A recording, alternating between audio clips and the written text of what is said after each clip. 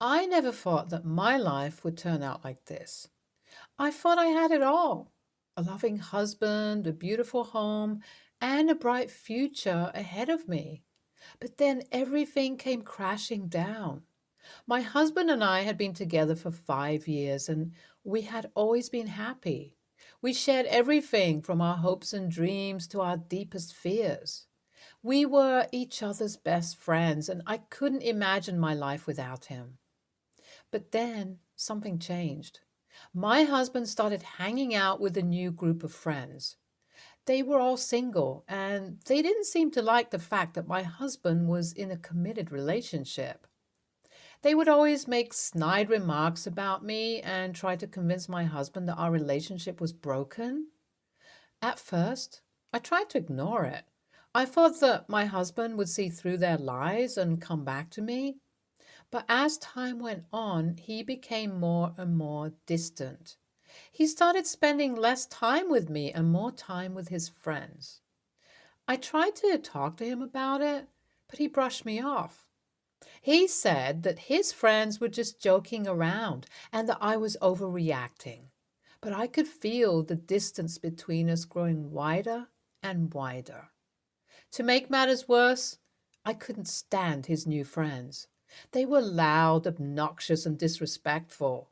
They would always make crude jokes and talk about women like we were objects.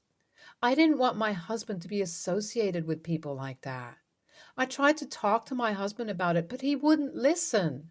He said that I was being too judgmental and that I needed to give his friends a chance. But I just couldn't bring myself to do it. Every time they were around, I felt uncomfortable and out of place. To make matters even more complicated, my husband's old friends didn't like his new friends either. They would always make comments about how they were a bad influence on him and how they were changing him for the worse. But my husband didn't seem to care. He was determined to prove them wrong. I could feel our relationship starting to unravel. My husband was becoming more and more distant, and I didn't know how to stop it. I tried everything I could think of, but nothing seemed to work. And then, one day, he dropped the bombshell. He told me that he wanted a divorce. He said that our relationship was broken beyond repair and that it was time for us to move on. I was completely devastated. I couldn't believe that he would give up on us so easily. I didn't know what to do or where to turn. All I knew was that my life would never be the same again. I felt like I had lost everything that mattered to me. But then I decided to take matters into my own hands. I knew that my husband had been convinced by his new friends that our relationship was broken and that they had played a part in his decision to leave me. I was determined to make them pay. I started gathering evidence of their influence over him. I recorded their conversations and took screenshots of their text messages. I wanted to prove that they had manipulated him into leaving me and that they had played a role in destroying our relationship. As I gathered more evidence against my husband and his new friends, I stumbled upon something even more shocking. I found out through his laptop that he had been making huge bets with his new friends behind my back. He had been betting thousands of dollars on sports games and other events, and he had been using our joint savings account to fund his gambling habit. I was furious. Not only had he left me for his new friend's influence, but he had also been gambling away our future together. I knew that I had to take him to court and make sure that he was held accountable for his actions. With the new evidence, the court case became even more intense. I fought tooth and nail to make sure that I got everything that was rightfully mine. I didn't want to leave anything up to chance. I wanted to make sure that my husband paid for his betrayal. In the end, my efforts paid off. The court ruled in my favor, and I was able to take everything from my husband. He was left with nothing. No money, no home, no friends. He was completely alone and had no one to turn to for support. His new friends, who had convinced him to leave me in the first place, had abandoned him when he needed them the most. I found out later that they had been using him for his money and connections. They had never really cared about him as a person. He was simply a means to an end for them. When he lost everything in the divorce, they had no reason to associate with him anymore. In fact, when he tried to reach out to them for help, they pretended like they didn't know him. They ignored his calls and messages, and when he showed up at their doorstep, they turned him away. It was clear that their friendship had never been genuine. They had manipulated him into leaving me, and when it all blew up in his face, they had no qualms about abandoning him and pretending like they had never been friends in the first place. For my ex-husband, the realization was devastating. He had lost everything: his wife, his money, and his friends. It was a harsh lesson, but one that he had brought upon himself. As time went on, my ex-husband's attempts to reach out to his old friends became more frequent. He would call, send text messages, and even show up unannounced at their homes, hoping for some kind of support or comfort. But it was clear that his former friends wanted nothing to do with him. They were hesitant to talk to him, and when they did, it was clear that they saw him as a toxic influence. I knew all of this because I had been keeping tabs on him. I didn't want anything to do with him, but I was curious to see how he was doing after everything that had happened. I would hear from mutual acquaintances about his attempts to reach out, and I would see his messages and missed calls on my phone.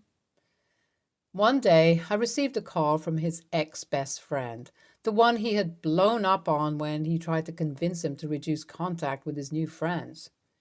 His ex-best friend was hesitant to talk to me at first, but eventually he opened up. He told me about how my ex-husband had repeatedly lashed out at him when he tried to offer some friendly advice. He had become aggressive and hostile, and it was clear that he was not the same person they had once known. It was then that I realized just how much his new friends had influenced him. They had turned him into someone I didn't recognize. Someone who was willing to give up everything for their approval.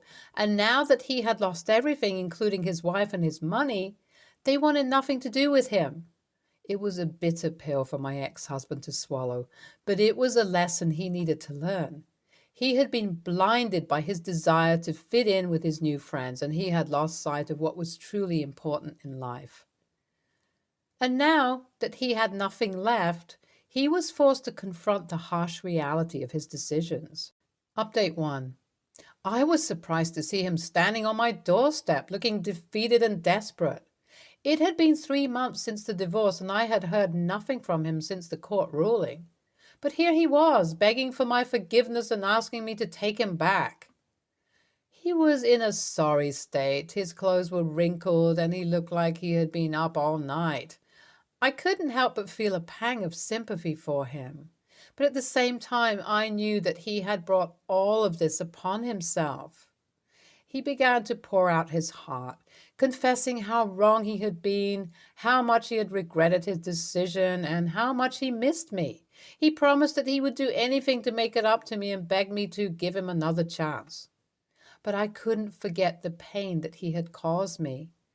I couldn't forget the betrayal, the lies, and the heartache. I couldn't forget that he had thrown away everything we had built together for a group of friends who had used him and left him with nothing. So I told him that it was too late. I told him that I had moved on and that he needed to do the same. I told him that he needed to learn from his mistakes and start over without me. He didn't take it well. He began to plead with me, promising to change, to make it up with me, to do whatever it takes. But I stood my ground. I refused to let him back into my life, knowing that it would only lead to more heartache. In the end, I told him to go have fun with the friends he had left me for. I had no interest in being with someone who was so easily swayed by the opinions of others. As he walked away, defeated and broken, I couldn't help but feel a twinge of sadness.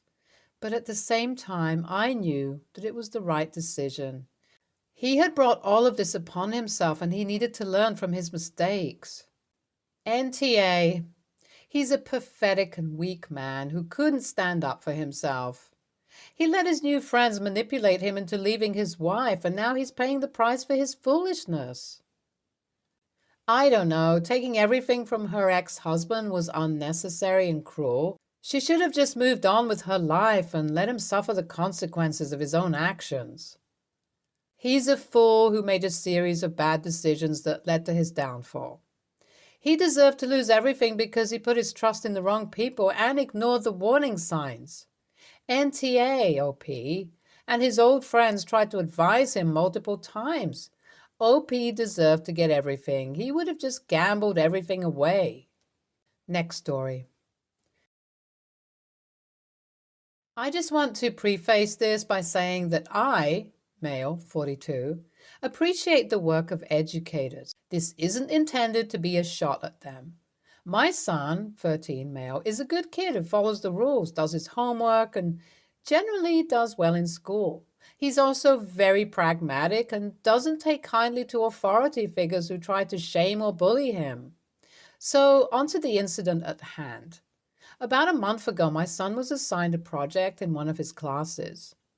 The assignment was to interview 3 people in different professions and discuss the commonalities they share and the differences between the various jobs. It was an assignment I thought was a great opportunity for my son to explore his talents and options for his future. My son interviewed 3 people for his project: our garbage collector, our neighbor who works in finance, and his aunt who does business consulting. My son then crafted a report about his project, noting the differences and similarities between the 3 professions. However, when my son presented his project to his class, the teacher made some inappropriate remarks about his choice of interviewees, saying that a trash collector is not an appropriate profession to compare against finance and business consulting. Do you want to end up as a trash collector? She asked my son. Of course, this embarrassed him and made his class laugh. I was not pleased. So I set up a meeting with the principal and the teacher, and I told her exactly how I felt. I told her that my son should have the freedom to explore whatever avenues he wants to explore. The principal said she understood, but education and trash collection do not exactly go hand in hand. The teacher just smiled in a "we both know I'm right" kind of way. I lost it, telling her that she needs to create a more open and accepting environment for students, and that if she wants to make her school a better place, she needs to stop shunning certain careers. Here's where I may have gone wrong. I told the teacher that she needs to reconsider her role as an educator if she's going to think so narrow-mindedly. I know it's not my place to tell an educator to reconsider her role. At the same time, though, I don't think it's right for a teacher to discourage a student from exploring their own potential roles in life. So AITA, I want my son to be successful and happy. But was this remark about the teacher going too far? NTA, your comment was minor in comparison and doesn't swing it to an ESH in my view. What gets me, though, is what was the actual value of this assignment? If this compare-contrast exercise is to help the kids work out what kind of career they'd like, this is a really ineffective or at least inefficient way to go about it. I could get it as a way to understand or help children understand the value and experience of a different array of jobs and experiences in society. Yet the teacher is acting like this is a substitution for careers advice, which it blatantly isn't. NTA. I, 36 male, was told by my father more times than I can count that I was going to be a loser, worthless, and that I'd end up a garbage man. It stuck with me my whole life, and it's affected many decisions I've made. These decisions ended up with me in rehabs and hospitals over the stress of being someone important. I've now been sober 3 years as of Christmas Eve and have given up trying to impress anyone with what job I have. Hell, A garbage man may be the right call. I wish I would have had someone stand up against that. Next story. So I, 18 male, came back home from college for the holidays. Yesterday, my parents hosted a family dinner with all my aunts, uncles, grandparents, and cousins. So the issue started when dinner was served. I got my food and sat down at the table. The way the tables were laid out was that the table in the dining room was for the adults and the table in the kitchen was for the kids. I obviously sat at the adult table. Then one of my aunts came up behind me and barked, "What do you think you're doing?" I responded confused with, "Eating my food." She then said, "You're not allowed to sit here. Get to the kids' table right now." I laughed at that and said, "I have just as much right to be here as you do. You have no authority over me. Stop trying to start drama and just sit down and eat your food." She then burst into a rant, and I just rolled my eyes and ignored her and continued eating my food while talking to my parents and other relatives. After the dinner, my parents asked me to apologize. Apparently, she filled the aunt's group chat with passive-aggressive remarks about me as well as calling me disrespectful and claiming I grew up with no discipline. I do not feel the need to apologize, but I will if I'm TA. Edit. I should probably clarify the sitting situation. I set the table specifically so there was enough for all of the adults and all of the kids with seats to spare in case people decide to move around. NTA, and if you really were, then someone at the table would have told you to get up and move. I imagine someone or multiple people heard your aunt berate, but didn't say anything, probably because you had every right to be at the table. I will say it sounds problematic that no one stood up for you. Does your aunt get away with that condescending behavior often? Next story. My wife does not understand why there are black bars in movies. The greatest thing that ever happened to me was when all TVs started being sold at 16:9 instead of 4:3. Before we got our new TV, I would have to spend half an hour at the beginning of every movie trying to explain that there wasn't anything cut out in those areas. That if the movie was going to fill out the TV screen, then we would actually lose out on the stuff happening on the left and right sides of the movie every single time. So we got together yesterday with a bunch of her teacher friends. The TV was on in the background and someone was out on The Hateful Eight. It was filmed in a super wide aspect. So even on the TVs we have now, there is still a black stripe, top and bottom. My wife noticed and started complaining about why they were cutting off the top and bottom of movies again. All of her friends started trying to explain it to her. One of them finally got out some construction paper and cut out the shape of films and screens and got her to understand. When we got home, she was pissed at me for not explaining it to her and letting her look like an idiot. I asked her if she remembered that she used to always complain and all the times I explained it to her. I literally had to go out and get cardboard and cover the sides of the TV like I used to before to get her to remember. She's still mad at me, but I'm not sure what else I could have done. I thought I would never have to deal with this problem ever again. AITA? NTA. My mother does this and she always has. It's not an age thing. I have come to realize that the real issue is not that she doesn't understand after multiple explanations on whatever the reoccurring issue is.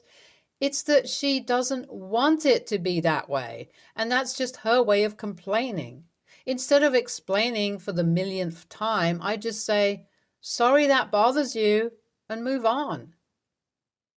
Stay tuned for more stories from our girl relationships.